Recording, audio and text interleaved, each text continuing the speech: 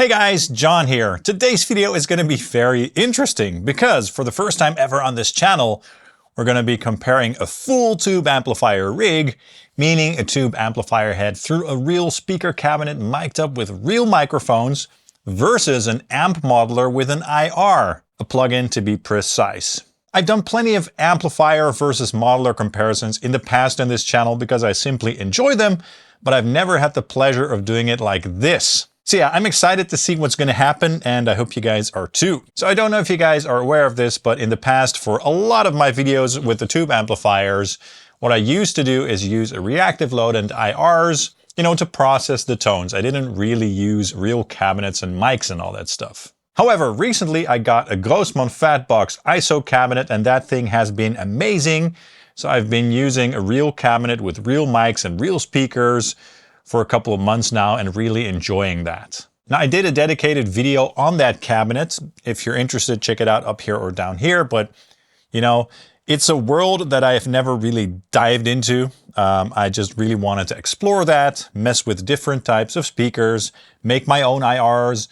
There are a bunch of reasons why I just wanted to go that direction, and I've been really enjoying the workflow, which of course is quite different than using a load box and IRs. I do think it sounds a little bit different too, or at least it feels different, so the experience is just different. That doesn't mean that modeling and IRs isn't great. I love that stuff still, but using the real tube amplifiers through the real speakers, that's just something that I really wanted to explore. But yeah, so far it has been a lot of fun and very rewarding. The tones I've been getting have just been great, so the end result is also a little bit different. Now, the amp that we're going to compare to the model today is my Rockerverb 50 Mark III, a really good amplifier. Maybe the best orange amplifier ever made. Why did I choose this amplifier? Well, it's not only a really cool amplifier, but I know that the Mandarin Rocker amp model in the Line 6 Helix, or Helix Native in this case, is really accurate. I've compared this amplifier to that amp model in the past with my other method, with the load box, and the results were very impressive. So that's why I chose the Rockerverb 50 Mark III and the Mandarin Rocker. Now, there's one difference between my amp and the model, and that is that this is the 50-watt Rockerverb, and they used the 100-watt Rockerverb to make their amp model. To what extent that will make a difference, I don't know. Usually that has to do with the headroom, basically, so I don't think it will matter a whole lot. Besides, I'm using quite low levels here. I actually did a test once with this amplifier, turning it up very loud versus using it quietly, and this amp sounds really good at lower volumes. There's not a difference at all, basically, unless you really start to crank it and the power tubes start to saturate, which is not what I want anyway. Now let me walk you through the rigs, okay? So the guitar that I used is my ESP LTD Phoenix 1001 with the Seymour Duncan custom pickup in the bridge, the custom 14 or something. It's a pickup that they made especially for ESP guitars. Really cool guitar. Of course, for the real amp, it's being fed into the amplifier on the dirty channel. I'm raising the treble a little bit to make it cut, raising the mids a little bit, and the bass a touch as well. And then gain is at around 2 o'clock or so. And the volume, as I said, quite low, but it already gets to a nice volume at this stage. The attenuator is turned off. And I have the stock tubes in here still, so those are 2 EL34s in the power section. The amp will be fed into my Grossmann Fatbox 1x12 cabinet, loaded with a Celestion V-Type 8 ohm. I was making an IR pack of that speaker yesterday, in fact, and I thought it sounded really, really good. So that's what I'm using today. Of course, you can get those IRs in my web store. I sell IRs of all my speakers there, and this pack turned out to be really nice, as you'll hear in a minute.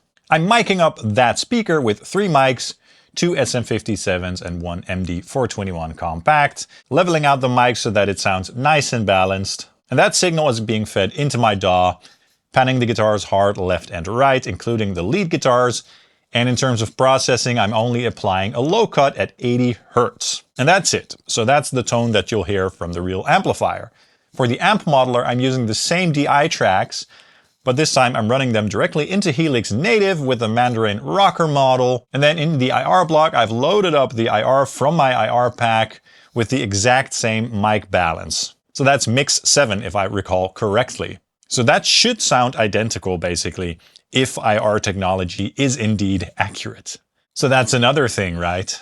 This is also a test to see if IRs really accurately can reproduce the sound of a real mic'd speaker. Okay, so listen up. This is important. First, we're going to do a blind comparison. And I think that this is very important because then you get to listen to the comparison without a bias, okay? Without you thinking up front like, hey, tube amplifier is going to sound so much better, or Helix is going to sound so much better. I love the Helix so much.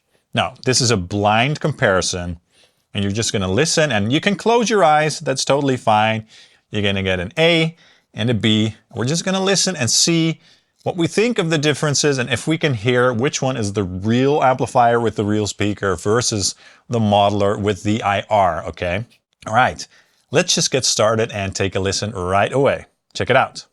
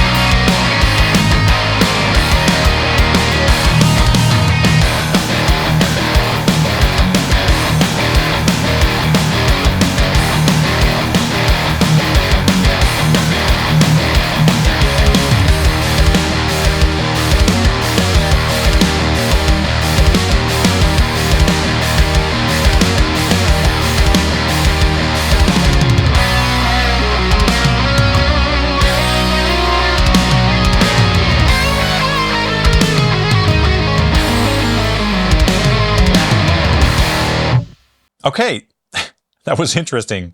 When I first heard that, I was like, man, that sounds close. I already knew that the Mandarin Rocker model sounded really close to the head, but also just, it was a pleasure to hear that the IR that I shot of my real cabinet sounds so close as well. There were some differences, for sure, and we'll talk about that after the reveal, but it mainly has to do with sort of the muddiness of the low frequencies in some areas.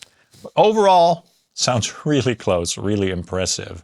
So are you guys ready for the reveal?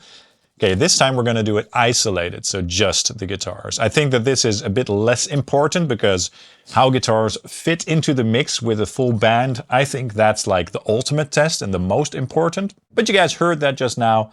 Now we're going to do the reveal with the isolated guitars so you can really listen up close and see what you think of the differences, okay? Check it out.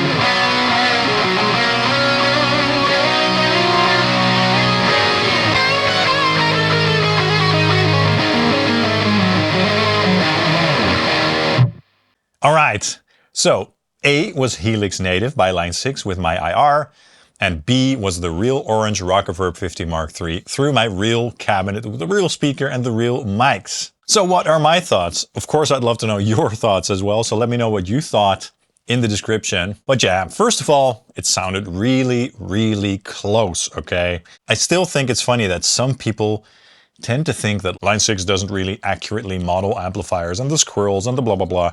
Dude, this sounds so close, okay? It's not exactly the same. No, it's not exactly the same, but does it sound good? And does Helix sound like a real amplifier regardless of the differences? Sure, it sounds very convincing. Now, what did I hear in terms of the differences? Well, I think that the real amplifier sounds a bit more tight in the bottom end. When I do the palm muted stuff and the chugs, you can definitely hear that this amp has plenty of low end. But with the open notes, the amp model has a certain sort of boomy quality in the lows that sticks out a little bit. It's not a bad sound at all. It sounds pretty cool too. But the real amp remains a bit more tight and has more clarity in there, okay? I don't know if you guys can hear that as well, but the amp model just sounds a little bit more muddy. And I did my best to match up the settings. And as in a lot of cases, I had to dial in the amp model a little bit more extreme, so raise the treble a little bit more, and of course lower the master quite a bit. But I still couldn't get them to sound 100% the same, especially in the low end response there. So the clarity and the tightness of the real amplifier is just there, you know, fits in the mix really nicely and it's more clear. And with the amp model, the low mid area is just a little bit more masked by the saturation, if you will. But again, I'd love to know your thoughts on that. Now, what could cause those differences? Well, a couple of things. Could potentially be the fact that they used the 100 watt model versus the 50 watt model that I have, although I doubt it, but it could be the case, okay?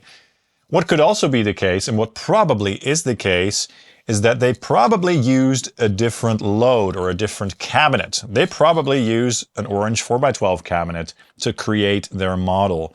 And that will give you a little bit of a different response in the low end, potentially the top end as well. Of course, I have my 1x12 Grossmann cabinet in which I used the V-type speaker, the 8 ohm Celestion, and they likely used a 4x12 with 4 V30s or something like that. So that's going to give you a little bit of a different impedance interaction modeling, basically.